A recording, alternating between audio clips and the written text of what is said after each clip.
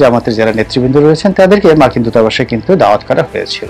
ডাকসু নির্বাচনে ইসলামী ছাত্র শিবির সমর্থিত প্যানেলের বিজয়কে দীর্ঘমেয়াদী পরিকল্পনা ও পরিশ্রমের ফল বলে উল্লেখ করেছেন সাবেক সংসদ সদস্য গোলাম মাওলা রনি।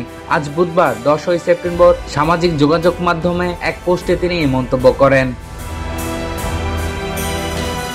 তিনি লিখেছেন, ডাকসুতে জামাত শিবিরের বিজয় কোনো ছেলের হাতের মোয়া ছিল না, বরং 50 বছরের অবিরত এবং ধারাবাহিক মেহনত, গত 15 বছরের কৌশল এবং গত 1 বছরের সুযোগ কাজে লাগিয়ে তারা যা পেরেছে তা অনিবার্য ছিল।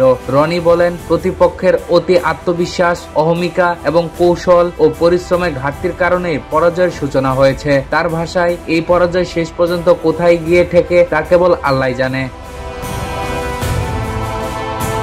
গোলাম মাওলা রনির এই মন্তব্য সামাজিক মাধ্যমে ইতোমধ্যে ব্যাপক আলোচনার জন্ম দিয়েছে। অনেকেই মনে করছেন তার বক্তব্য মূলধারা ছাত্র রাজনীতির প্রতি একটি সতর্ক সংকেত এবং ভবিষ্যৎ রাজনীতিতে পরিবর্তনের ইঙ্গিত বহন করে। উল্লেখ্য, সম্প্রতি ডাকসু নির্বাচনে শিবির সমর্থিত প্যানেল একাধিক গুরুত্বপূর্ণ পদে জয়লাভ করে, যা দেশের রাজনৈতিক অঙ্গনে নতুন করে আলোচনার জন্ম দিয়েছে।